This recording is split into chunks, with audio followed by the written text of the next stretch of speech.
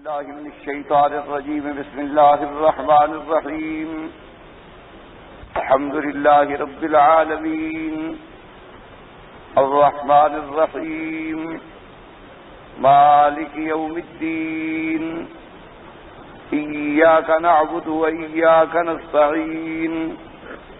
اهدنا الصراط المستقيم صراط الذين أنعمت عليهم غير المغضوب عليهم ولا الضالين.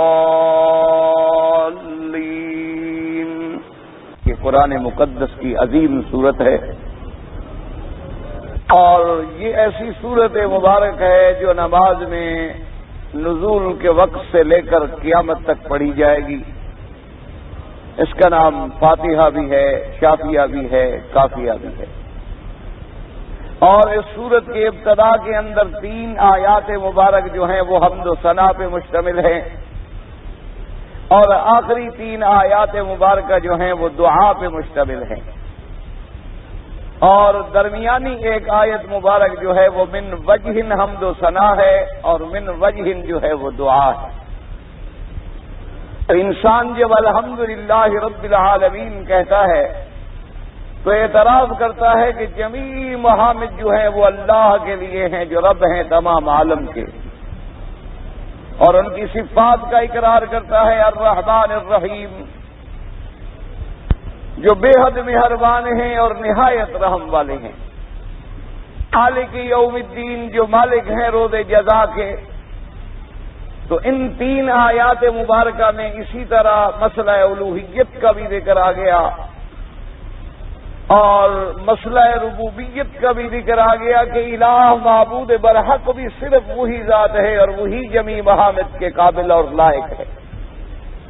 اور رب العالمین جب ہم نے کہا تو اعتراف کیا کہ تمام عالم کا رب جو ہے وہ اللہ تبارک و تعالی. اور جب ہم نے الرحمن الرحیم کا اعتراف کیا تو ہم نے اللہ کی صفات کا اقرار کیا. کافروں اور فرق ضالہ سے انکار کیا جن لوگوں نے یہ کہا تھا کہ ہم نہیں جانتے مر رحمان و بر رحیم، کیونکہ وہ صفات خداوندی کے منکر تھے. اور اسی طرح وہ فرق باطلہ جو صفات خداوندی کے اندر ایسی ایسی تعویلات کرتے ہیں جو اللہ کے قرآن اور سنت رسول کے خلاف ہیں. تو ہم نے توحید الوہیت کا اقرار بھی کر لیا، توحید ربوبیت کا اقرار بھی کر لیا، اور توحید اسماء و صفات کا اقرار بھی کر لیا.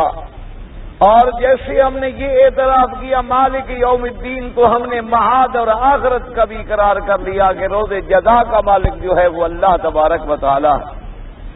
اس سے ہمارا ایمان ہوا کہ ایک روز ایسا بھی آئے گا جس کو یوم الجزا کہا جاتا ہے، یعنی یوم القیامہ، جس دن فیصلہ ہوگا، حساب ہوگا، جزا اور سزا ہوگی. اب اس کے بعد پھر ہم نے اعتراف کیا کہ ایاک نعبد، جب جمیع محامد کے لائق بھی آپ ہیں، جب الہ بھی آپ ہیں، جب رب العالمین بھی آپ ہیں، جب رحمان و رحیم بھی آپ ہیں، تو تیری ہی عبادت کرتے ہیں اور تیری عبادت کے سوا ہم کسی کی عبادت نہیں کرتے. اس میں اعتراف آ گیا کہ اللہ کی جو عبادت ہو اللہ کے لیے ہو، اسی لیے ایاک نعبد، تیری ہی عبادت کرتے ہیں اور تیرے سوا کسی کی عبادت نہیں کرتے ہیں. اب عبادت کی جتنی اقسام ہیں سمجھ لیں وہ صرف اللہ کے لیے ہوں گی اور کسی کے لیے نہیں ہوں گی. جیسے نماز بھی عبادت ہے، قرآن کی تلاوت بھی عبادت ہے، رکوع اور سجدہ بھی عبادت ہے، نظر نیاز قربانی منت ماننا بھی عبادت ہے، دعا مانگنا، سورنا، پکارنا، استغاثہ کرنا یہ بھی عبادت ہے. تو یہ تمام عبادت جو ہے صرف اللہ کے لیے ہوگی، اللہ کے سوا کسی غیر کے لیے نہیں ہوگی. اور جب ہم تیری ہی عبادت کرتے ہیں ایاک نستعین، تجھ ہی سے مدد مانگتے ہیں، کیونکہ جب ہم نے تیری عبادت کا اعتراف کیا اور غیروں کی عبادت کا انکار کیا تو گویا ہم نے اعتراف کر لیا کہ لا اعبد ما تعبدون ولا انتم عابدون ما اعبد. تو اب جب ہم نے ساری دنیا سے رشتہ توڑ کے تیری ذات کے ساتھ اپنا تعلق جوڑ لیا تو اب مدد بھی تجھی سے مانگتے ہیں، تیرے سوا کسی سے مدد نہیں مانگتے. تو ایاک نعبد و ایاک نستعین کے بعد اب آخری 3 آیتیں جو ہیں یہ خالص دعا ہیں. جیسے کہ حدیث مبارک میں آپ نے پڑھا ہے کہ اللہ پاک نے فرمایا کہ سورۃ الفاتحہ جو ہے میرے اور میرے بندے کے درمیان میں آدھی آدھی ہے۔ فرمایا جب بندہ الحمدللہ رب العالمین کہتا ہے، اللہ فرماتے ہیں میرے بندے نے میرا حمد ادا کیا۔ اسی طرح جب آخر میں آگے کہتے اہدنا الصراط المستقیم، تو اللہ فرماتے ہیں کہ اب میرے بندے نے حمد و ثنا کے بعد اب دعا مانگی ہے، وَلِعَبْدِي مَا سَأَلَ، اور میرے بندے نے جو مجھ سے مانگا ہے میں اس کو دوں گا۔ تو اہدنا الصراط المستقیم صراط الذین انعمت علیہم غیر المغضوب علیہم ولا الضالین آمین۔ ان 3 آیتوں میں جو ہے وہ ایک عظیم اور جامع دعا ہے۔ یاد رکھیں اہدنا الصراط، ہدایت جو ہے، ہدایت کا مطلب کیا ہوتا ہے؟ کمال مہربانی سے کسی کو راستہ دکھلانا، کمال مہربانی سے کسی کو خیر کی طرف رہنمائی کرنا، اس کا نام ہے ہدایت۔ لیکن یاد رکھیں کبھی ہدایت جو ہے متعدی ہوتی ہے الہ کی طرف، جیسے قرآن میں آیا وَإِنَّكَ لَتَهْدِي إِلَىٰ صِرَاطٍ مُسْتَقِيمٍ، تحقیق ہے میرے پیارے نبی محمد مصطفیٰ صلی اللہ علیہ وسلم آپ لوگوں کی رہنمائی کرتے ہیں صراط مستقیم کی طرف۔ اگر ہدایت متعدی الہ کی طرف ہو تو معنی رہنمائی ہوتا ہے، اور اگر ہدایت متعدی لام کے ساتھ ہو تو معنی ہوتا ہے منزل مقصود پہ پہنچا دینا۔ جیسے کہ جنت میں جانے کے بعد مومنین کہیں گے الحمدللہ الذی ہدانا لہذا وما كنا لنهتدی لولا ان ہدانا اللہ، تو وہاں ہدایت جو ہے متعدی لام کے ساتھ ہے۔ اور اگر ہدایت کا لفظ متعدی اپنی ذات کے ساتھ ہو تو معنی ہوتا ہے سیدھے راستہ دکھلا، راستے پہ چلا اور منزل مقصود پہ پہنچا، یعنی اس میں تینوں معنی آ جاتے ہیں، یعنی راستے کا دکھلانا بھی آ جاتا ہے اور اس راستے پر چلانا بھی آ جاتا ہے اور پھر منزل مقصود تک پہنچانا بھی آ جاتا ہے۔ جیسے کہ سورۃ الفاتحہ میں آیا اہدنا الصراط المستقیم، تو یہاں بھی ہدایت جو ہے وہ اپنی ذات کی طرف متعدی ہے۔ تو اب ہم نے دعا طلب کی اللہ تبارک و تعالیٰ سے کہ یا اللہ ہمیں ہدایت عطا فرما۔ ہدایت کس چیز کی عطا فرما؟ صراط المستقیم، سیدھا راستہ۔ یاد رکھیں لفظ الصراط جو ہے صراط کا معنی ہوتا ہے راستہ، جیسے کہ آپ نے اردو تراجم میں بھی دیکھا ہوگا لکھتے ہیں کہ ہمیں سیدھی راہ دکھلا، تو صراط کا معنی جو ہے راستہ ہے، اور سبیل کا معنی بھی راستہ ہے، اور طریق کا معنی بھی راستہ ہے۔ لیکن شیخ الاسلام ابن القیم رحمۃ اللہ علیہ فرماتی ہیں ہمیشہ یاد رکھو کہ صراط کا لفظ وہاں آئے گا جہاں 5 صفتیں پائی جائیں گی۔ انہوں نے فرمایا کہ ایک تو صراط کے اندر پہلی صفت یہ ہوگی کہ وہ راستہ جو ہے سیدھا ہو، اور دوسری صفت یہ پائی جائے کہ وہ راستہ جو ہے موصل الی المقصود ہو، منزل تک پہنچانے والا بھی ہو، اور تیسری صفت یہ پائی جائے کہ وہ راستہ وسیع بھی ہو اور کشادہ بھی ہو، اور چوتھی صفت یہ پائی جائے کہ وہ راستہ سب سے زیادہ قریب بھی ہو، اور 5ویں صفت یہ پائی جائے کہ اس کے سوا اور کوئی راستہ ہی نہ ہو۔ تو جب یہ 5 صفتیں پائی جائیں گی تو وہاں لفظ صراط آئے گا۔ اس لیے یہاں بھی آیا ہم نے دعا مانگی کہ اہدنا الصراط المستقیم، کہ یا اللہ ہمیں سیدھی راہ دکھلا دے، ایسی راہ دکھلا دے جو تیری جنت تک پہنچانے والی ہے، اور ایسی راہ دکھلا دے جو بہت بڑی وسیع اور کشادہ ہے، اور ایسی راستہ دکھلا دے ہمیں جو سب سے زیادہ جنت کی طرف قریب سے اور جلدی سے پہنچانے والا ہے، اور ایسا راستہ جس میں کوئی کجی اور ٹیڑھا پن نہیں بلکہ بالکل سیدھا راستہ ہے۔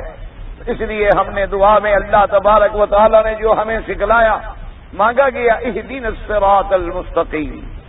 اب سوال یہ پیدا ہوتا ہے کہ جب بندہ خود ہدایت پہ ہے الحمدللہ، تو پھر ہدایت مانگنے کا کیا مطلب ہے؟ کیونکہ ایک آدمی جب نماز پڑھ رہا ہے تو وہ ہدایت یافتہ ہے، لیکن پھر بھی کہہ رہا ہے اہدنا الصراط المستقیم۔ اس لیے علماء نے فرمایا کہ ایک ہدایت عامہ ہے اور ایک ہدایت خاصہ ہے، اور ایک ہدایت جو ہے وہ خاص الخاص ہے بمعنی توفیق ہے۔ ایک ہدایت عامہ کا کیا معنی؟ جو اللہ نے تمام مخلوق کو عطا فرمائی ہے، ہر حیوان کو بھی سمجھا دیا گیا ہے کہ تمہارا کھانا کیا ہے، تمہارا گھر کس طرف ہے، تم نے شام کو لوٹ کے واپس اپنے گھر میں آنا ہے۔ ہر پرندے اور چرندے کو بھی اللہ نے ہدایت کر دی ہے کہ وہ سارا دن اڑ کے اپنا رزق تلاش کرتا ہے اور شام کو اپنے گھونسلے میں لوٹ آتا ہے۔ اسی طرح آپ دیکھیں کہ جانور ہیں، ان کے بچہ ہوتا ہے چھوٹا، لیکن وہ بچہ اپنی ماں کی طرف جاتا ہے، کسی دوسرے جانور کی طرف نہیں جاتا۔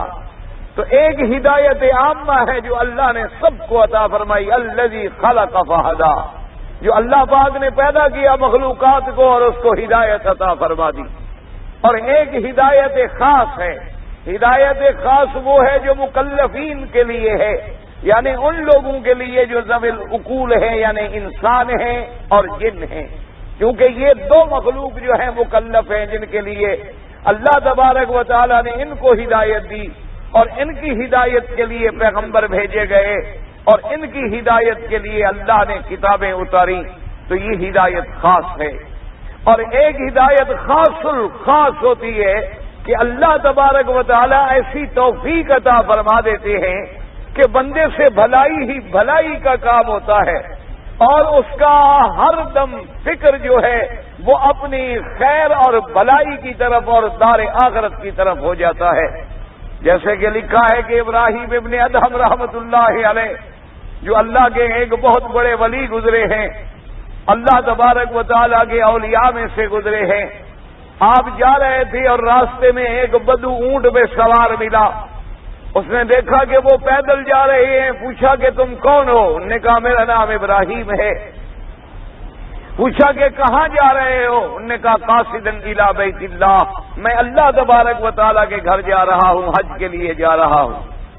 تو اس اعرابی نے ہنسا اور کہنے لگا عجیب آدمی ہو، نہ تو تمہارے پاس کوئی سواری ہے اور نہ تمہارے پاس کوئی زاد راہ ہے، اور اتنا دور کا راستہ ہے اور اتنا مشقت بھرا راستہ ہے، اور تم کیسے جا رہے ہو؟ تو ابراہیم نے جواب دیا، فوراً فرمانے لگے کہ اے اعرابی، میرے پاس جو سواریاں ہیں وہ تمہیں نظر نہیں آتی، میرے پاس بہت ساری سواریاں موجود ہیں لیکن تمہیں نظر نہیں آ رہی ہیں۔ اس نے کہا کون سی سواری ہے؟ فرمایا اگر میرے اوپر کوئی بلا اور مشقت آ جاتی ہے تو میں صبر کی سواری پہ سوار ہو جاتا ہوں، اور اگر مجھے اللہ پاک کوئی نعمتیں عطا فرما دیتی ہیں تو میں شکر کی سواری پہ سوار ہو جاتا ہوں، اور اگر مجھے کوئی مصیبت پہنچ جاتی ہے تو میں قضا اور رضا کی سواری پہ سوار ہو جاتا ہوں، اور فرمایا اگر میری طبیعت کسی گناہ کی طرف آمادہ ہوتی ہے تو میں دیکھ لیتا ہوں جو زندگی گزر گئی ہے وہ زیادہ ہے، جو باقی ہے وہ تھوڑی ہے۔ تو جب اتنی سواریاں میرے پاس ہیں تو میرے بھٹکنے کا کوئی سوال ہی پیدا نہیں ہوتا۔ تو اس کے بعد جب اعرابی نے یہ بات سنی تو کہنے لگا کہ ہاں بھائی، واقعی تم ہی صراط مستقیم پہ ہو، میں ہی بھولا ہوا ہوں، اور میں نے یہ سمجھ لیا کہ بس میرے پاس سواری ہے اور تم اصل تو سواری واقعی تیرے پاس ہے۔ اس لیے علماء نے فرمایا کہ ایک ہدایت کا خاص مرتبہ ہوتا ہے اور اس میں آدمی ہر وقت اس تلاش میں رہتا ہے اور مانگتا رہتا ہے۔ اسی لیے بعض علماء نے فرمایا اہدنا الصراط المستقیم صراط الذین انعمت علیہم، یا اللہ ہمیں ہدایت عطا فرما صراط مستقیم کی۔ صراط مستقیم سے کیا مراد ہے؟ علماء نے فرمایا جو افراط اور تفریط کے درمیان سیدھی راہ ہو اور درمیانی راہ ہو، کیونکہ ایک افراط ہوتا ہے اور ایک تفریط ہوتا ہے۔ کیا معنی؟ کسی چیز کو حد سے بڑھا دینا یہ افراط ہے، اور کسی چیز کو حد سے گھٹا دینا یہ تفریط ہے۔ اور پھر افراط اور تفریط جو ہے یہ عقیدے کے اندر بھی ہے، عمل کے اندر بھی ہے، انفاق کے اندر بھی ہے، قوات غضبیہ کے اندر بھی ہے، قوات شہوانیہ کے اندر بھی ہے۔ کیا معنی؟ یاد رکھیں کہ عقیدے کے اندر افراط کا کیا معنی ہے کہ بعض لوگ خدا کو مانتے آئے اور اتنا مانا کہ ہر چیز کی نسبت بھی اسی کی طرف کر دی، حتیٰ کہ اس کا بیٹا بھی بنا لیا، تو وہ بھی افراط کے اندر پڑ گئے۔ اور بعض لوگوں نے بالکل خدا کا انکار کر کے خود خدا بن بیٹھے کہ انا ربکم الاعلی، جیسے فرعون نے دعویٰ کر دیا کہ میں رب ہوں تمہارا، اور موسیٰ علیہ السلام سے کہنے لگا لئن اتخذت الہا غیری، اگر تو نے میرے سوا کسی اور کو الہ سمجھا لأجعلنک من المسجونین، میں تمہیں قید خانے میں ڈال دوں گا، میں تمہیں بنا ڈالوں گا ان لوگوں میں جو میری قید کے اندر قیدی ہیں۔ تو اس لیے آدمی یا حد سے بڑھ جاتا ہے یا حد سے گر جاتا ہے۔ تو جب آدمی صراط مستقیم مانتا ہے تو مانا کیا ہوتا ہے کہ یا اللہ ہمیں عقیدے کے اندر بھی وہی عدل والا رستہ عطا فرما کہ ہم نہ افراد میں پڑ جائیں نہ تفریط میں پڑ جائیں۔ اب دیکھیں جیسے کہ بعض لوگوں نے اللہ کے اولیاء کو اتنا بڑھایا، اتنی بڑھایا کہ خدا کی منزلت پہ لے گئے، نعوذ باللہ اتنا بڑھ گئے، کہنے لگے کہ اللہ نے تمام اختیارات جو ہیں وہ ان کو عطا کر دیے ہیں، اسی لیے ان کے لقب بنا دیے، کسی کا نام غوث اعظم بنا دیا، کسی کا نام قطب سمدانی بنا دیا، کسی کا نام شہباز لا مکانی بنا دیا۔ کیا مانا جو ان کا عقیدہ ہوتا ہے نا جو خدا لا مکان ہے، اس کا کوئی مکان نہیں ہے، حالانکہ یہ خود ایک غلط عقیدہ ہے جو مسلمانوں کے اندر رواج پکڑ گیا ہے۔ اللہ تبارک و تعالیٰ نے جب قرآن میں فرما دیا کہ الرحمن علی العرش استویٰ، اللہ کی صفت علو ہے اور اللہ کا عرش پہ قرار ہے، اور لوگ کہتے ہیں جی اگر ہم نے جگہ مان لی تو پھر تو ہمیں ماننا پڑے گا کہ اللہ کا وجود بھی نعوذ باللہ انسانوں کی طرح ہے، اس کو مکان کی بھی ضرورت ہے، اس کو رہنے کی بھی ضرورت ہے، اس کو ٹھکانے کی بھی ضرورت ہے۔ بھئی اگر تم مکان مانو گے تو پھر تمہیں تشبیہ ماننی پڑے گی، تو جب تم مکان کا انکار کر دو گے تو پھر اس کا مطلب ہے جس کا مکان ہی نہیں تو وہ خود بھی نہیں، تو پھر تو اس کی ذات کا بھی تو انکار ہو جائے گا۔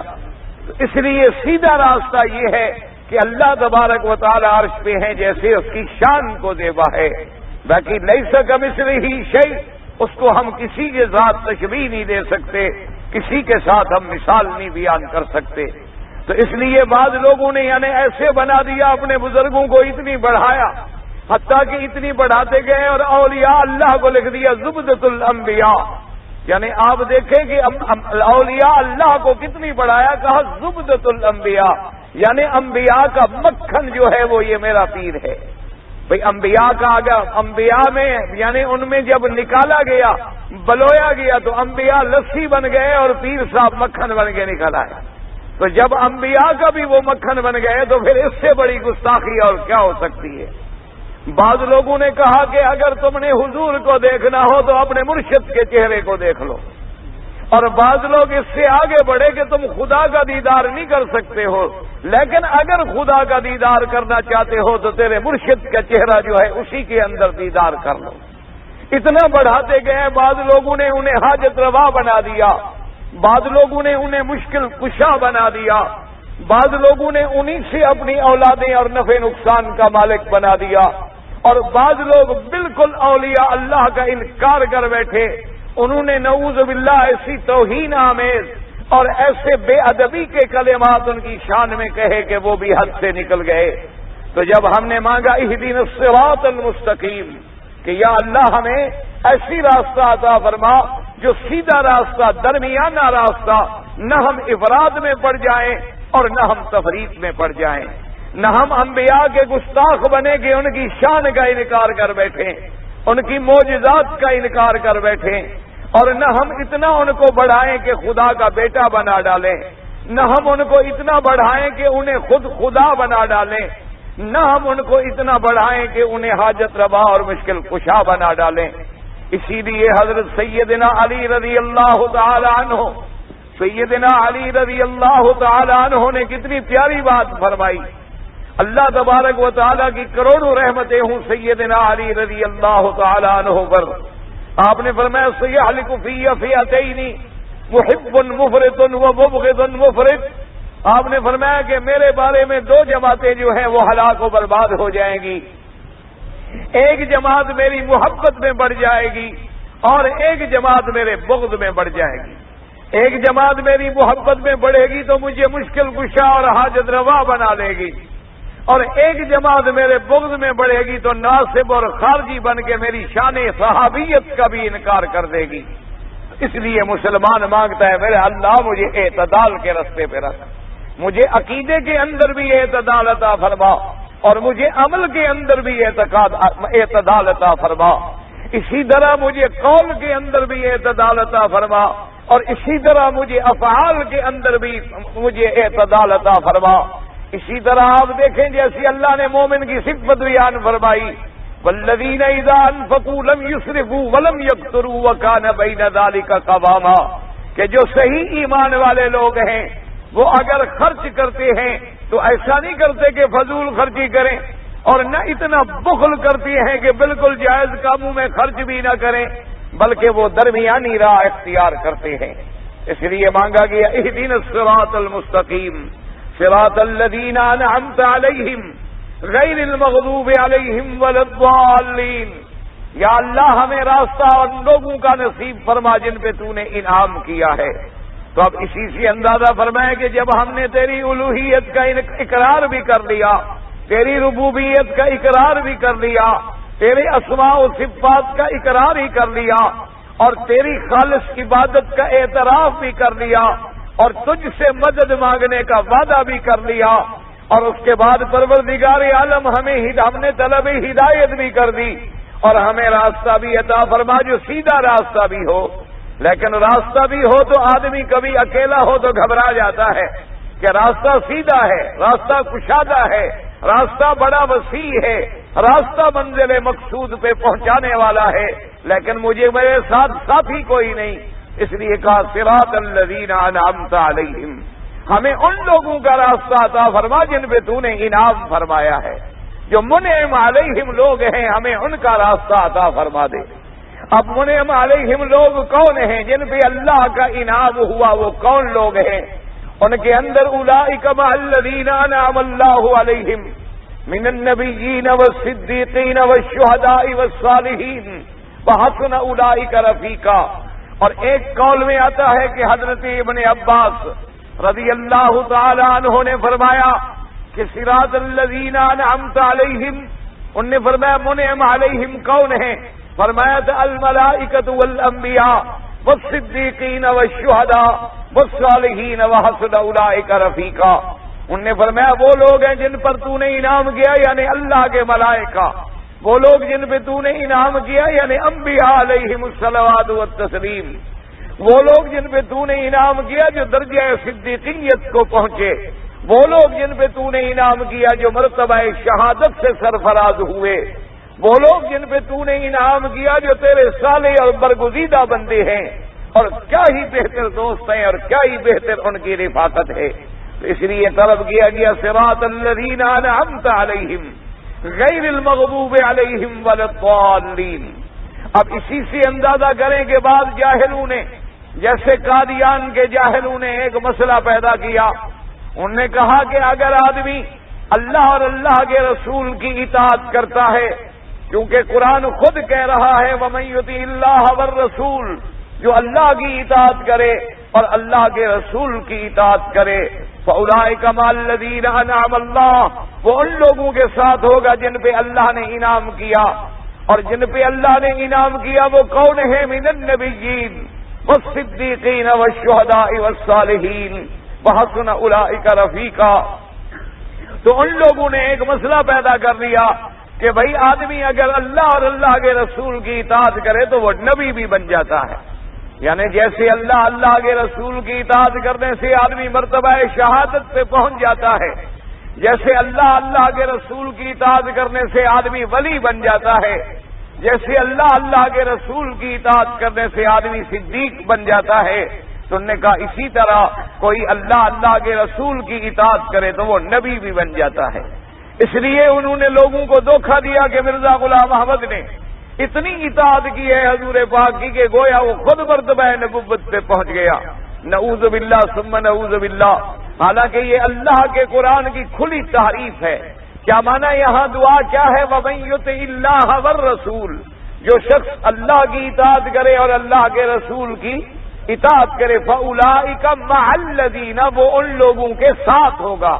ساتھ ہونے کا معنی یہ تو نہیں ہوتا جو نبی کے ساتھ ہو وہ نبی بن جائے، ساتھ ہونے کا معنی یہ تو نہیں ہوتا جیسے ہم دعا مانگتے ہیں وَتَوَفَّنَا مَعَ الْأَبْرَارِ، کہ یا اللہ ہمیں صالح لوگوں کے ساتھ موت عطا فرما، اس کا معنی یہ تو نہیں ہوتا کہ جہاں صالح آدمی مرے وہاں ہم مر جائیں۔ جہاں کوئی اچھا آدمی مر رہا ہو تو وہاں ہمیں فوراً موت آ جائے، مانا یہ ہوتا ہے کہ ہمیں قیامت میں ان کی معیت نصیب ہو جائے، ہمیں قیامت میں ان کی رفاقت نصیب ہو جائے۔ اگر یہی ہم ترجمہ کریں کہ آدمی نبی کی اطاعت کرنے سے نبی بن جاتا ہے تو پھر خدا کی اطاعت کرنے سے خدا بھی بن جاتا ہے۔ اگر صدیق بن سکتا ہے، اگر وہ نبی بن سکتا ہے اطاعت کرنے سے، تو پھر تو نعوذ باللہ خدا کی بندگی کرنے سے وہ خود خدا بن جائے۔ اسی طرح اگر ہم یہ عقیدہ رکھیں تو پھر مانا یہ ہوگا کہ ہم اطاعت کرتے کرتے فرشتے بھی بن سکتے ہیں، حالانکہ کوئی انسان جو ہے وہ فرشتہ نہیں بن سکتا ہے۔ تو لہذا یہ ان کا ایک مغالطہ ہے، ان کی ایک جہالت ہے، اور ان کا عقیدے کے اندر ایک ضلال اور گمراہی ہے۔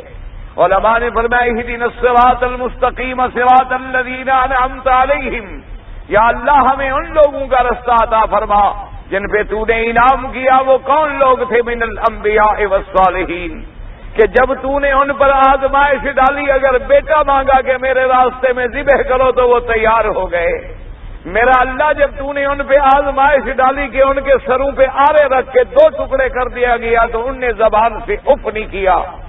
میرا اللہ جب تو نے ان سے مانگا کہ اپنا سب کچھ تیرے رستے میں چھوڑ کے، بیوی بچوں کو چھوڑ کے اس وادی غیر ذی زرع میں چلے جائیں تو انہوں نے تیری تعویل کی۔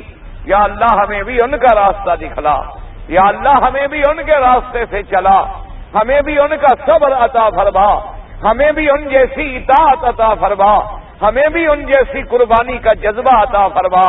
اس لیے مانگا اہدنا الصراط المستقیم صراط الذین انعمت علیہم غیر المغضوب علیہم ولا الضالین۔ اللہ تبارک و تعالیٰ سے ہم نے مانگا ان لوگوں کا راستہ جن پہ تو نے انعام کیا ہے، نہ ان کا جن پر غضب کیا گیا اور نہ ان کا جو گمراہ ہوئے۔ اب دیکھیں انعمت علیہم میں سیدھا یعنی نسبت کی گئی، انعام کی فاعل کا اظہار کیا گیا کہ انعام کرنے والا کون ہے؟ اللہ تبارک و تعالیٰ ہے۔ بات کو سمجھیں۔ اور جب غضب آیا تو وہاں اظہار نہیں کیا گیا بلکہ کہا گیا غیر المغضوب، یہ نہیں کہا الذین انت غضبت علیہم، یہ نہیں کہا غیر المغضوب علیہم جن پہ غضب کیا گیا، اور نہ جو گمراہ کیے گئے یا گمراہ ہوئے۔ وجہ کیا ہے؟ علماء نے فرمایا کہ یہ جب مقام نعمت ہوتا ہے، جب اپنے بندے پہ مقام انعام ہوتا ہے تو وہاں فاعل کا ظاہر کرنا جو ہے وہ شان ہوتی ہے اور اس کی تکریم ہوتی ہے۔ جیسے کسی بندے کو بادشاہ انعام دے تو کہتے ہیں اکرمہ السلطان انعم علیہ السلطان آتاہ الخلعۃ السلطان، وہاں کہتے ہیں بادشاہ نے اس کو انعام دیا ہے، تو وہاں اظہار زیادہ ضروری ہوتا ہے تاکہ اس بندے کی عظمت بڑھ جائے۔ اور جہاں غضب کیا جاتا ہے وہاں یہ ضروری نہیں ہوتا، اس لیے یہاں چونکہ انعام کیا گیا تو وہاں اللہ کا اظہار کہ صراط الذین انعمت علیہم، راستہ ان لوگوں کا جن پہ تو نے انعام فرمایا ہے۔ یہاں اللہ تبارک و تعالیٰ کا نام اور جلال کا اظہار کیا گیا تاکہ ان کی شان جو ہے بندوں کی جن پہ انعام ہوا ہے اور زیادہ بلند ہو جائے کہ وہ منعم علیہم کیسے پیارے لوگ ہیں جن پہ تو نے خود انعام فرمایا ہے۔ اور جب آگے آیا غیر المغضوب علیہم ولا الضالین تو وہاں اظہار نہیں کیا گیا فاعل کا بلکہ مبنی للمفعول لایا گیا غیر المغضوب علیہم ولا الضالین۔ اور بعض علماء نے فرمایا کہ قاعدہ ادب یہی ہے کہ جب کوئی رحمت کی بات ہو، جب کوئی نعمت کی بات ہو، جب کوئی عظمت کی بات ہو تو آدمی اللہ کی طرف نسبت کرے، اور جب کوئی ایسی بات ہو جو میرے پروردگار عالم کی شان کے زیبا نہ ہو تو آدمی اپنے نفس کی طرف نسبت کرتا ہے یا شیطان کی طرف نسبت کر دیتا ہے۔ جیسے کہ قرآن پاک میں آیا سیدنا ابراہیم الخلیل علیہ السلام نے جب ان سے پوچھا گیا تو فرمایا الذی خلقنی فہو یہدین، وہ ذات پاک جس نے مجھے پیدا کیا اسی نے وہی مجھے ہدایت دیتے ہیں، اور فرمایا وہ یطعمنی ویسقین، وہی مجھے کھلاتے بھی ہیں اور پلاتے بھی ہیں، اور آگے فرمایا وَإِذَا مَرِضْتُ فَهُوَ یشفین، اور جب میں بیمار ہوتا ہوں تو وہ شفا دیتے ہیں۔ حالانکہ بیماری دینے والا بھی اللہ ہے اور شفا دینے والا بھی اللہ ہے، لیکن یہ نہیں فرمایا جب مجھے وہ بیمار کرتے ہیں تو وہی شفا دیتے ہیں، نہ، جب آیا پیدا کرنے کا کہا جسم جو پیدا کرتے ہیں هو الذی خلقنی، جس نے مجھے پیدا کیا، فہو یہدین، اللہ کی طرف نسبت کی، اور هو یطعمنی ویسقین، لیکن بیماری کی نسبت اپنی طرف کر دی کہ جب میں بیمار ہوتا ہوں، اذا مرضت فہو یشفین، تو اللہ تبارک و تعالی جو ہے مجھے ہدایت دیتے ہیں۔ اسی طرح دیکھیں سورۃ جن میں آیا قرآن پاک میں، انا لا نرید اشر ارید من فی الارض اشر ارید من فی الارض، وہاں اظہار نہیں کیا گیا، اور آگے جا کے جب ام اراد بہم ربہم رشدا، ام اراد بہم ربہم رشدا، کہ وہاں پتہ نہیں زمین والوں کے ساتھ کوئی برائی کا ارادہ کیا گیا ہے یا تیرے رب نے ان پر کوئی رحمت اور ہدایت کا فیصلہ کیا ہے۔ تو جب رحمت آئی تو اراد ربہم، اللہ کے نام کا ذکر کیا گیا، اور جب شر کی نسبت آئی تو کہا گیا انا لا ندری اشر ارید بمن فی الارض۔ اسی طرح آپ دیکھیں حضرت موسیٰ علیہ السلام اور خضر علیہ السلام کے قصے میں کہ جب انہوں نے کشتی کو توڑا تو کیا کہا، فاردت ان اعیبھا، میں نے ارادہ کیا کہ میں اس کشتی کو تھوڑا سا عیب لگا دوں، اور جب اللہ کی طرف آئے کہ فاراد ربک ان یبلغا اشدہما ویستخرجا کنزہما رحمتا من ربک، اس لیے فرمایا کہ تیرے رب نے ارادہ کیا کہ وہ پہنچ جائیں اپنے سن قانونی کو، اور پہنچ جائیں اس وقت کو کہ جب اس قابل ہو جائیں۔ تو یعنی جب رحمت آتی ہے تو نسبت رب کی طرف کی جاتی ہے، اور جب کوئی ایسی بات ہوتی ہے جس میں شر ہے یا جس میں ایسا لفظ ہے جو اللہ کی طرف نسبت کرنا اس کے شان کے مطابق نہیں۔ اب دیکھیں نا، فرمایا احل لکم لیلۃ الصیام الرفث الی نسائکم، اللہ پاک نے رمضان کی راتوں میں تمہارے لیے تمہاری عورتوں کو حلال کر دیا۔ اب یہاں یہ نہیں فرمایا احل اللہ لکم، کہا احل لکم، کیونکہ اس بات کی نسبت اللہ کی طرف کرنا جو ہے اس کی شان کے زیبا نہیں تھا۔ لیکن جہاں تجارت کا لفظ آیا وہاں فرمایا احل اللہ البیع وحرم الربا، اللہ نے تمہارے لیے تجارت کو حلال کر دیا ہے اور سود کو حرام کر دیا ہے۔ تو اس لیے یہاں بھی کہا گیا صراط الذین علیہم والضالین۔ اب دیکھیں قرآن پاک کے فصاحت و بلاغت کا اندازہ فرمائیں کہ پہلے لفظ آیا تھا نا انعمت علیہم، تو انعام کی ضد غضب ہوتا ہے، انعام کی ضد جو ہے زلال نہیں ہوتا، زلال جو ہے وہ ہدایت کی ضد ہے، زلال جو ہے وہ رشد کی ضد ہے، اور غضب جو ہے وہ انعام کی ضد ہے۔ تو اس لیے پہلے کہا گیا صراط الذین انعمت علیہم غیر المغضوب علیہم ولا الضالین، نہ وہ لوگ جن پہ تو نے غضب کیا ہے۔ اب اس سے کیا مراد ہے کہ حدیث مبارک میں آیا کہ مغضوب علیہم سے مراد یہودی ہیں اور ضالین سے مراد جو ہیں وہ نصرانی ہیں، لیکن یاد رکھو اس کا معنی یہ نہیں ہوتا کہ بس صرف یہودی مغضوب علیہم ہیں اور صرف نصرانی جو ہیں وہ ضالین میں ہیں، نہ، یعنی اگر مغضوب علیہم میں کوئی کامل ترین آدمی اور قوم تلاش کی جائے تو وہ یہودی ہے، ورنہ اور بھی جتنی کافر ہیں، اور بھی جتنی فاسق ہیں، اور بھی جتنی گم کردہ فرقے ہیں، اور بھی جتنی فرق ضالہ ہیں، وہ بھی سارے مغضوب علیہم میں ہیں، اور بھی گم کردہ، یہ تو نہیں صرف نصرانی گمراہ ہے اور کوئی گمراہ نہیں، یعنی گمراہی کا کامل فرد جو ہے وہ نصرانی ہے، ورنہ یہ لفظ جو ہے عام ہے قیامت تک، نصارہ کو بھی شامل ہے اور ان کی صفتیں رکھنے والوں کو بھی شامل ہے۔ اس لیے قرآن پاک میں آیا کہ اللہ تبارک و تعالیٰ نے یہودیوں پہ غضب فرمایا، تو اس لیے مغضوب علیہم سے مراد جو ہے یہودیوں کا ذکر آ گیا۔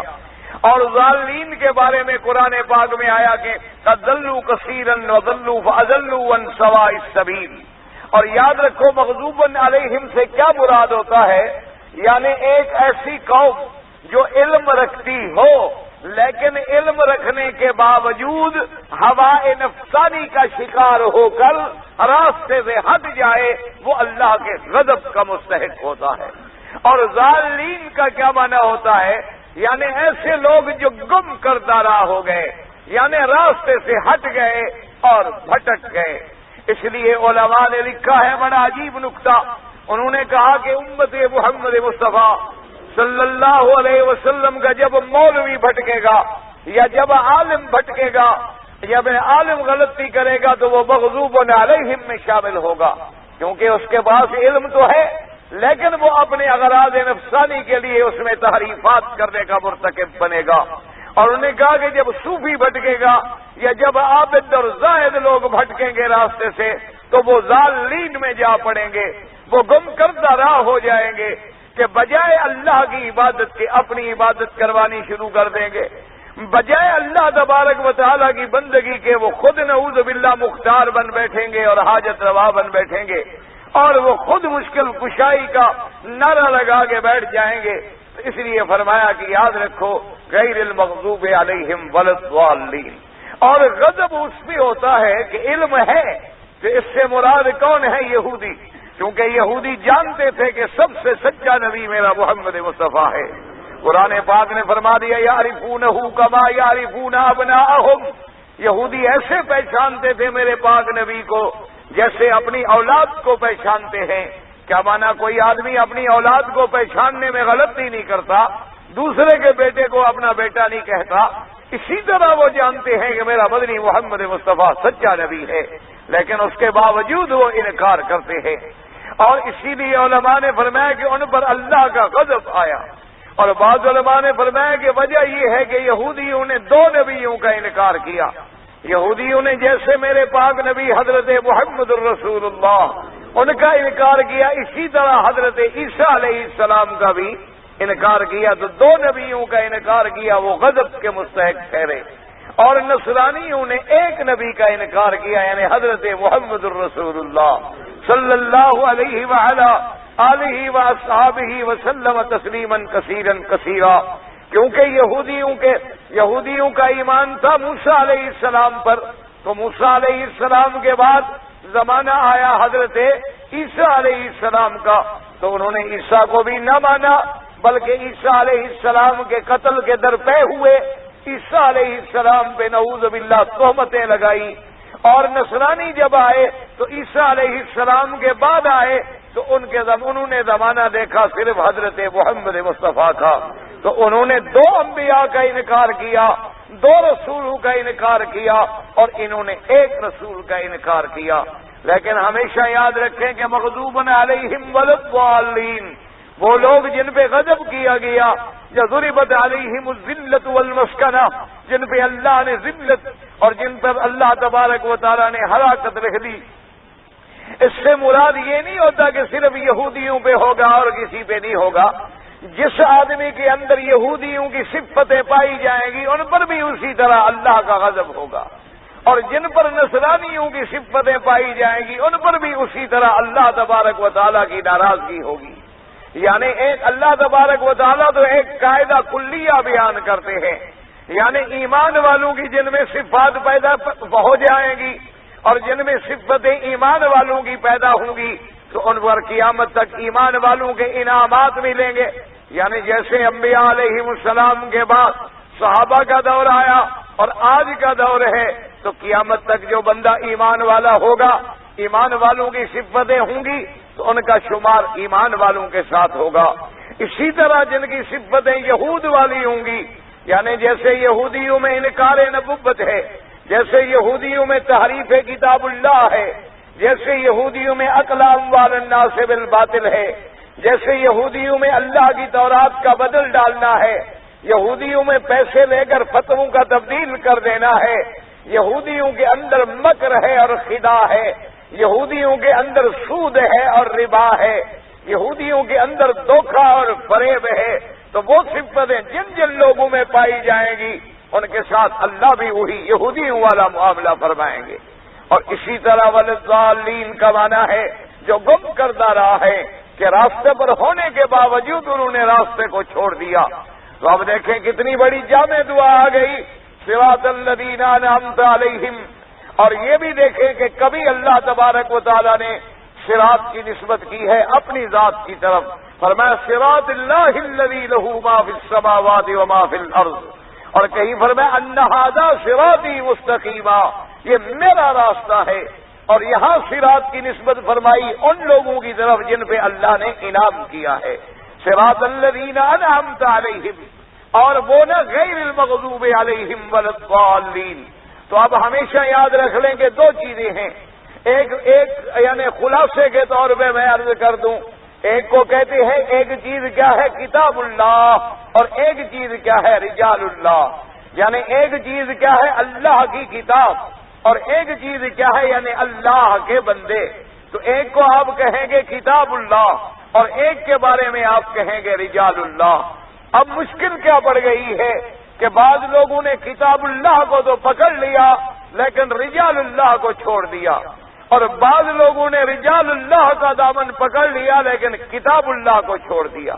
کیا مانا؟ بعض لوگوں نے قرآن کو تو پکڑ لیا کہ ہم قرآن پہ عمل کریں گے، لیکن قرآن کے باوجود انہوں نے اللہ کے جو بندے تھے ان کی کوئی عزت نہ کی اور تکریم نہ کی۔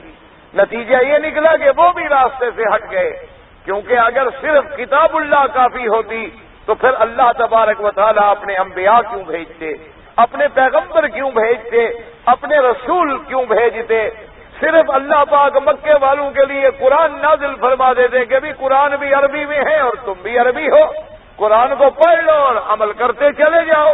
لیکن اللہ پاک نے میرے نبی محمد مصطفیٰ کو بھیجا صلی اللہ علیہ وآلہ آلہ وصحابہ وسلم تسلیما کثیرا، اور فرمایا کہ لقد کان لکم فی رسول اللہ اسوۃ حسنہ، کہ اے لوگوں تمہارے لیے سب سے اچھا اور بہتر نمونہ جو ہے وہ زندگی ہے میرے مدنی محمد مصطفیٰ کی۔ یعنی کتاب اللہ پر عمل کر کے نمونہ بن کے کس نے دکھلایا؟ حضرت محمد الرسول اللہ نے۔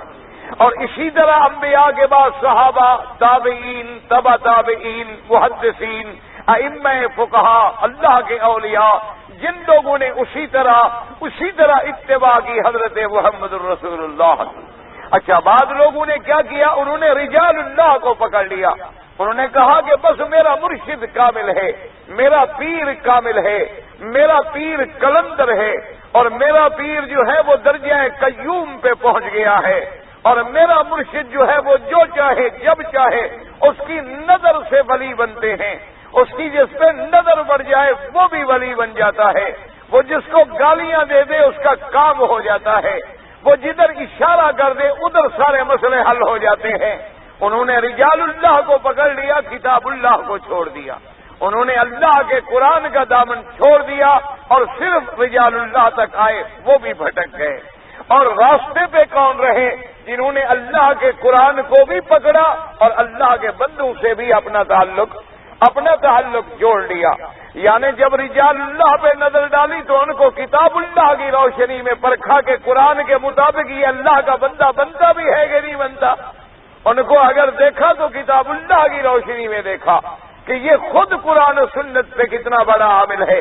تو اس لیے ہمیں سکھلایا گیا اہدنا الصراط المستقیم، کہ یا اللہ ہمیں سیدھا راستہ دکھلا دیجئے، ان لوگوں کا راستہ جن پہ تو نے انعام کیا ہے، تاکہ ہم تیری کتاب کے ماننے والے بھی بنے اور تیرے انبیاء کے ماننے والے بھی بنے اور تیرے اولیاء کے ماننے والے بھی بنے اور ان لوگوں کے راستے پہ ہم چلیں۔ اسی لیے آپ نے پڑھا تھا کہ حضرت ابن عباس رضی اللہ تعالیٰ عنہ کا ایک قول مبارک یہ بھی آیا تھا کہ اہدنا الصراط المستقیم الى آخر الآیہ، انہوں نے فرمایا تھا کہ کیا ہے؟ انہوں نے کہا صراط المستقیم سے مراد اسلام ہے، اور کسی نے فرمایا تھا صراط المستقیم سے مراد کیا ہے؟ ایمان ہے، کسی نے فرمایا تھا صراط المستقیم سے مراد کیا ہے؟ قرآن ہے، اور بعض علماء نے فرمایا کہ اہدنا الصراط المستقیم صراط الذین انعمت علیہم، انہوں نے فرمایا اس سے مراد حضرت محمد الرسول اللہ ہیں، اور اس سے مراد کون ہے؟ اصحاب رسول اللہ ہیں، کیونکہ وہ لوگ جن پہ تو نے انعام کیا ہے۔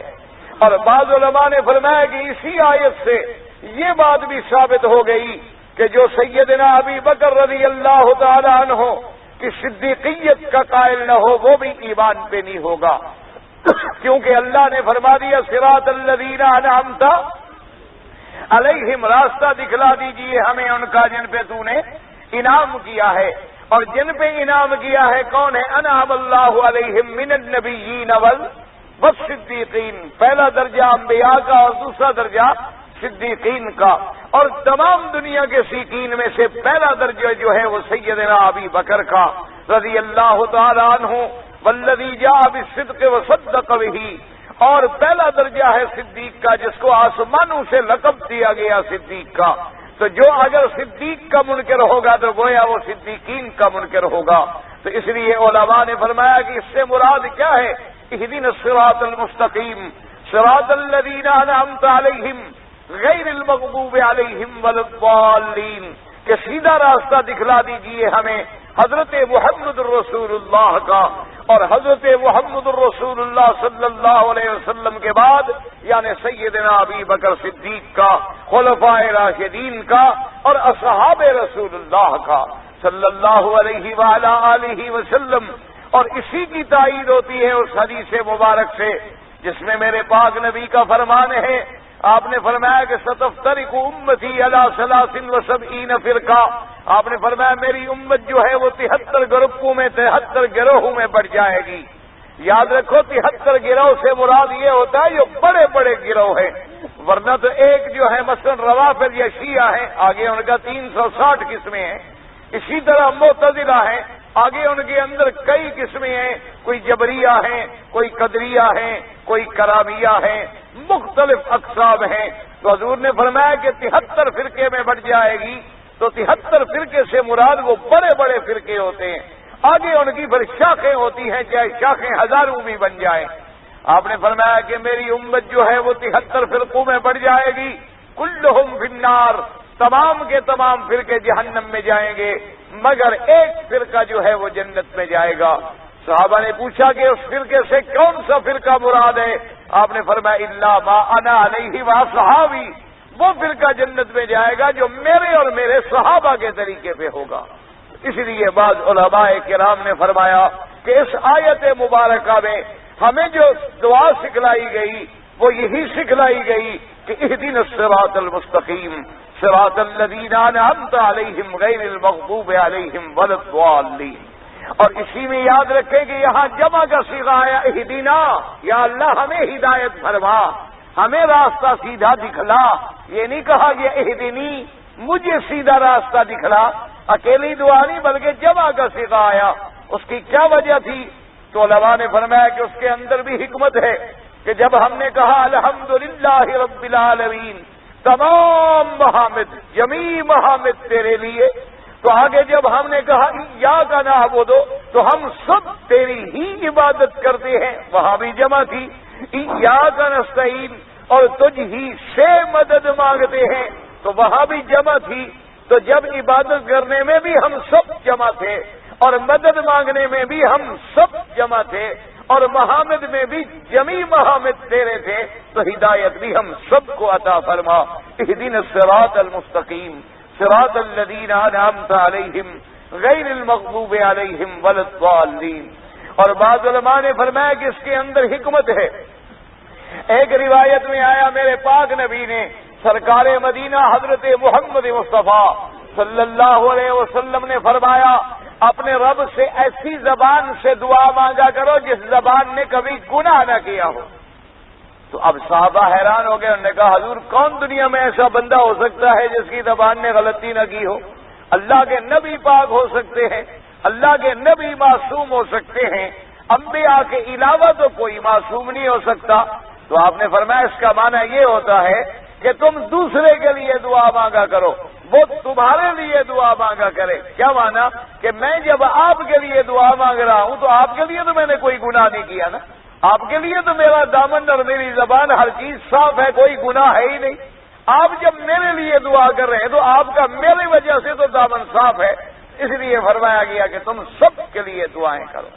اسی لیے حکم آیا کہ جب آدمی سب کے لیے دعائیں کرتا ہے تو اللہ تبارک و تعالیٰ کی رحمت جو ہے وہ زیادہ شامل ہو جاتی ہے۔ اسی لیے ہمیں حکم دیا گیا کہ پہلے اللہ کے نبی پہ درود پڑھیں دعا سے، اور آخر کے اندر بھی درود پڑھیں، اور درمیان میں اپنی دعا رکھیں، کیونکہ دعا تو اللہ ہماری ایسی ہے کوئی پتہ نہیں منظور ہو یا نہ ہو، لیکن جب ہم حضور پہ درود پڑھیں گے وہ درود تو ضرور قبول ہوگا۔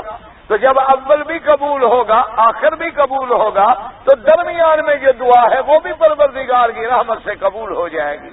اسی لیے ہمیں ہر جگہ ایسی دعائیں سکھلائی گئی کہ صرف ہم اپنے لیے نہ مانگیں بلکہ عالم اسلام کے لیے مانگیں۔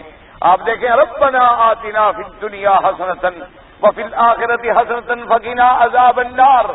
اسی لیے کہا گیا اللہم اغفر لحینا ومیتنا وشاہدنا وغائبنا وصغيرنا وكبيرنا وذكرنا وانثانا اللهم من احييته منا فاحيه على الاسلام. اس لیے یہاں بھی ہمیں جامع دعا سکھلائی گئی کہ اهدنا الصراط المستقیم صراط الذین انعمت علیہم غیر المغضوب علیہم ولا الضالین. سیدھا راستہ ان لوگوں کا جن پہ تو نے انعام فرمایا اور نہ ان کا جن پہ تو نے غضب کیا اور نہ ان کا جو گم کردہ راہ ہوئے ہیں. اور آخر میں کیا آیا؟ آمین. تو اس لیے علماء نے فرمایا کہ آمین سورت فاتحہ کا جز نہیں ہے، یعنی سورت فاتحہ کا حصہ نہیں ہے، لیکن سنت یہ ہے اور مستحب امر یہی ہے کہ جب بھی آدمی فاتحہ پڑھے تو کہے آمین. تو آمین کا معنی کیا ہوتا ہے؟ اللہم استجب، جو ہم نے دعا مانگی ہے اللہ تبارک و تعالی قبول فرما. اور اسی طرح ہمیں یہ بھی سبق ملا کہ جب آدمی دعا مانگے پہلے اللہ کی حمد و ثنا کرے، اللہ کی حمد و ثنا کے بعد اپنی بندگی کا اعتراف و اقرار کرے، اپنی عاجزی کا اظہار کرے اور اس کے بعد پھر اللہ تبارک و تعالی سے دعا مانگے. اور اسی طرح ہمیں یہ بھی سبق ملا کہ دعائیں جب آپ مانگتے ہیں تو اس کے اندر اخلاص پیدا کریں. اور سب سے عظیم دعا جو ہے وہ سورۃ الفاتحہ ہے. اس سے بڑی جامع دعا کون سی ہو سکتی ہے جو ہمیں سکھلائی ہے اللہ تبارک و تعالی نے. تو الحمدللہ سورۃ الفاتحہ اللہ تبارک و تعالی کی رحمت سے، اللہ کے فضل و کرم سے تمام ہوئی اور زندگی رہی انشاءاللہ تو سورۃ بقرہ کی تلاوت ہوگی. اور آج تمام مسلمانوں سے میں انتہائی درد مندانہ اپیل کروں گا کہ بابری مسجد کی شہادت کے بعد انا للہ و انا الیہ راجعون، یہ بہت بڑی آزمائش ہے مسلمانوں پر، یہ بہت بڑا امتحان ہے مسلمانوں پر کہ آج وہ مسجدیں، آج ان کے مینار جو ہے مسلمانوں کی غیرت کو پکار رہے ہیں. آج اگر ہم نے مسجد اقصی پہ غیرت دکھلائی ہوتی تو ہندو کو یہ جرأت نہ ہوتی. آج اگر ہم نے کشمیر کے مسلمانوں کی غیرت دکھلائی ہوتی تو ہندو کو یہ جرأت نہ ہوتی کہ آج ایک مندر کا پجاری جو ہے وہ مسلمانوں کی عظمت رفتہ 500 سالہ ایسی عظیم مسجد، 500 سال جہاں اللہ کا نام گونجتا رہا، آج وہاں ہندو پلیت وہاں ڈیرے لگا کے کھڑا ہوا ہے. اس لیے تمام مسلمانوں کا فرض ہے کہ وہ اپنی دعاؤں میں اللہ کے آگے گڑ گڑائیں. اور ہر بار غیرت مسلمان کا فرض ہے کہ اپنی زبان سے، اپنے قلم سے، اپنے دل سے، اپنے دماغ سے، اپنے فکر سے ہندو کا بائیکاٹ کرے، اس کی ہر چیز کو ٹھوکر مار دیں. جو بھی مسلمان ہے جس کے دل کے اندر ایمان ہے اور جس نے کلمہ پڑھا ہے محمد مصطفیٰ کا اور جو اللہ کے گھر کے آگے جھکتا ہے، اس کی ہر چیز سے بالکل علیحدہ ہو جائے اور ایک امت مسلمہ بن کے الحمدللہ ثم الحمدللہ کہ بادشاہ نے مطالبہ کیا ہے کہ فوراً وہاں مسجد دوبارہ تعمیر کرائیں. اور اسی طرح پوری دنیا کا مسلمان الحمدللہ جاگ پڑا ہے. اور اللہ کے کعبے میں ہم یہ یقین سے دعویٰ کرتے ہیں کہ مسلمانان کشمیر کے خون رنگ لائے گا اور انشاءاللہ اسی مسجد کو جیسے انہیں ٹکڑے کیا ہے ہندو خود ٹکڑے ٹکڑے ہو جائے گا. یہ لکھ لیں انشاءاللہ. لیکن ہر مسلمان کے اندر غیرت ہونی چاہیے، ضمیر ہونا چاہیے اور اپنے مقدسات کے لیے اس کے دل میں تڑپ ہونی چاہیے. کم از کم ہم کچھ بھی نہیں کر سکتے ہیں، جیسے کہ حضور نے فرمایا کہ اگر ایک برائی ہو تو قوت سے مٹا ڈالو، اگر قوت نہیں ہے تو زبان سے مٹاؤ، اگر زبان سے بھی تمہیں قوت نہیں ہے تو فرمایا کم از کم دل میں تو برا سمجھو. اتنا تو کرو کہ من رأى منكم منكرا فليغيره بيده فرمایا فإن لم يستطع فبلسانه فإن لم يستطع فبقلبه وذلك أضعف الإيمان. اللہ تبارک و تعالیٰ سے گڑ گڑا کر دعائیں بھی مانگیں. اللہ تمام دنیا کے مساجد کو، معابد کو، مدارس کو محفوظ رکھے. اللہ تبارک و تعالیٰ حرمین الشریفین کو قیامت تک ہر فتنے سے محفوظ رکھے. اور اللہ تبارک و تعالیٰ یہ بھی خادم الحرمین کو توفیق دے کہ وہ اللہ کے کعبے کی وجہ سے اس مسجد کے بھی وارث ہیں، کیونکہ ہر مسجد کا رخ جو ہے وہ قبلے کی طرف ہے. ہر مسجد کا محراب جو ہے اور ممبر جو ہے وہ قبلے کی طرف متوجہ ہوتا ہے. تو لہذا ان کو اللہ تبارک و تعالیٰ یہ توفیق عطا فرمائے کہ ان کے ہاتھوں سے مسجد اقصی بھی تعمیر ہو اور یہ بابری مسجد بھی دوبارہ تعمیر ہو. اللہ تبارک و تعالی وما ذالک علی اللہ بعزیز، اللہ کے آگے یہ کوئی مشکل نہیں ہے۔ تو تمام مسلمان جب تک یہ مسئلہ حل نہ ہو اپنی غیرت ایمانی کا ثبوت دیں اور ایمان کو بیدار کریں، اور اپنے ہر دوست کو یہ مجبور کریں کہ ان کی اگر دو آنے کی بھی چیز ہے تو ٹھوکر مار دیں۔ جب ہم انشاءاللہ اس قوت ایمانی کا مظاہرہ کریں گے تو ان مسلمانوں کو طاقت ہوگی، ان مسلمانوں کی تائید ہوگی۔ اللہ تبارک و تعالی ان کی قدم قدم پہ نصرت فرمائیں، اور جو مسلمان ہمارے وہاں شہید ہوئے اللہ ان کے درجات بلند فرمائے۔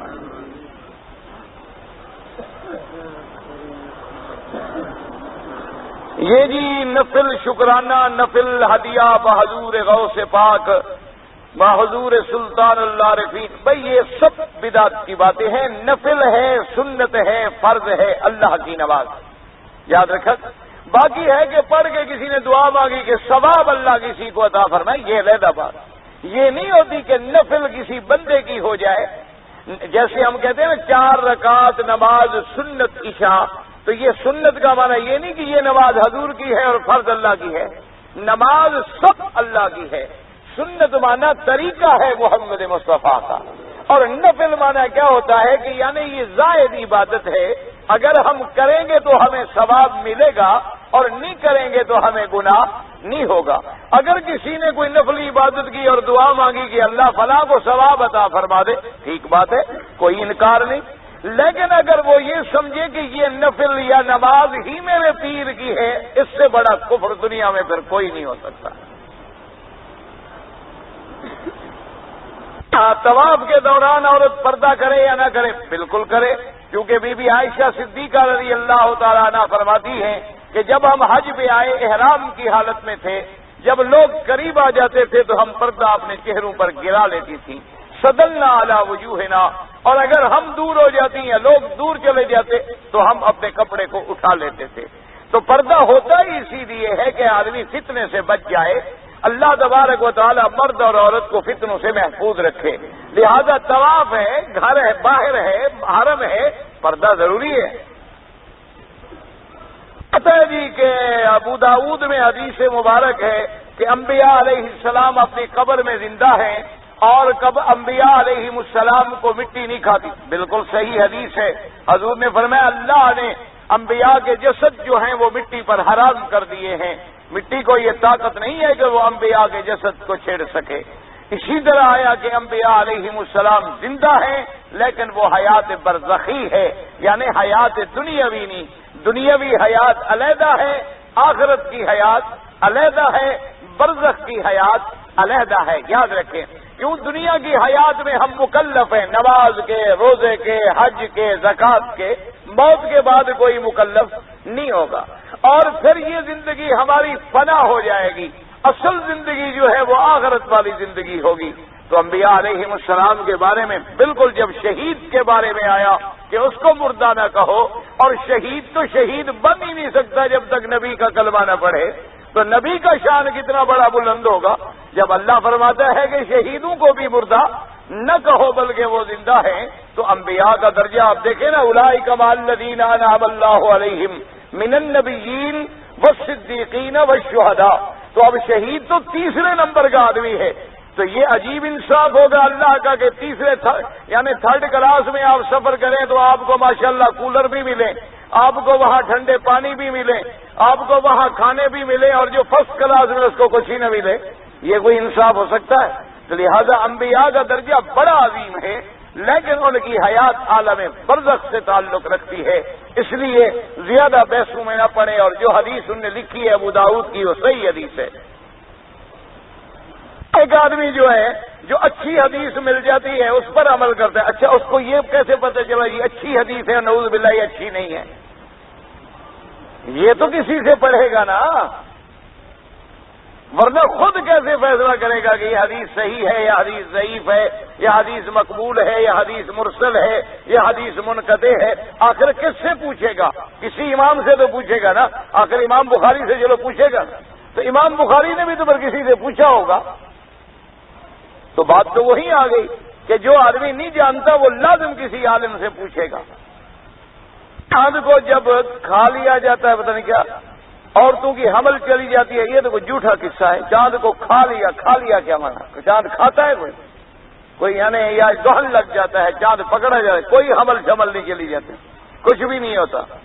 اللہ نے فرمایا یہ آیاتان من آیات اللہ، اللہ اپنے بندوں کو ڈراتے ہیں کہ میں اتنے بڑے قرات جو ہیں ان کو بے نور کر سکتا ہوں، تو تم کیا ہو، تمہاری کیا حیثیت ہے. اس لیے حکم ہے کہ آدمی فوراً ذکر اللہ میں لگ جائے، نماز میں لگ جائے، عبادت میں لگ جائے، تاکہ اللہ کا عذاب نازل نہ ہو. کافروں نے وعدہ کیا ہے کہ حکومت بنائے. کافر بھی کبھی وعدہ پورا کرتا ہے؟ بھئی ہندو بھی کبھی وعدہ پورا کرتا ہے؟ آپ نے سنا ہے کبھی ہندو یعنی حرام کھانے والی قوم جن کی زندگی جو ہے سود پہ گزری ہو، چانکیا، یہ بھی کبھی وعدہ پورا کر سکتا ہے؟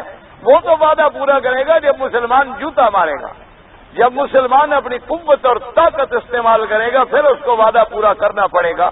ویسے یاد رکھیں، میں اللہ کے کعبے میں انشاءاللہ اللہ کی رحمت سے آپ کو پیشین گوئی کرتا ہوں، آپ لکھ لیں انشاءاللہ، انہوں نے اللہ کے گھر کو ٹکڑے نہیں کیا، اپنے ملک کو ٹکڑے کیا. آپ لکھ لیں، آپ ڈائری میں لکھ لیں، تاریخ میں لکھ لیں، اگر پورا نہ ہو میری قبر پہ آ کر بھی مجھے لعنت کرنا. میں آپ کو اللہ کے حرم میں یہ دعوے سے کہتا ہوں انشاءاللہ، انہوں نے خدا کے گھر کو ٹکڑے نہیں کیا. یہ تو آزمائش ہے. اللہ نے مسلمانوں پہ رحم کیا ہے، جو کشمیر میں شہید ہو رہے ہیں، عصمتیں لٹ رہی ہے. اللہ نے فرمایا مسلمانوں کے ساتھ آج میں اپنا گھر بھی شہید کراتا ہوں ان کو غرق کرنے کے لیے. یہ تو اللہ کے عذاب کو انہوں نے دعوت دی ہے، اللہ کے قہر کو للکارا ہے انہوں نے. یہ اتنے ٹکڑے ہوں گے کہ ان کا نشان بھی نہیں ملے گا دنیا میں. آپ دیکھ لیں گے، آپ تاریخ اور فرق اتنا ہے، 10 سال میں ہو جائے، 5 میں ہو جائے، 20 میں ہو جائے. ورنہ دیکھیں اسلام کا حکم ہے کہ کسی غیر مسلم کی عمارت کو بھی نہ چھیڑو. حضور نے فرمایا کوئی پادری قتل نہ کرو، فرمایا کسی یہودی پنڈت کو قتل نہ کرو، کسی ان کے پادری کو ہاں اگر تلوار لے کے لڑے تو پھر قتل کرو.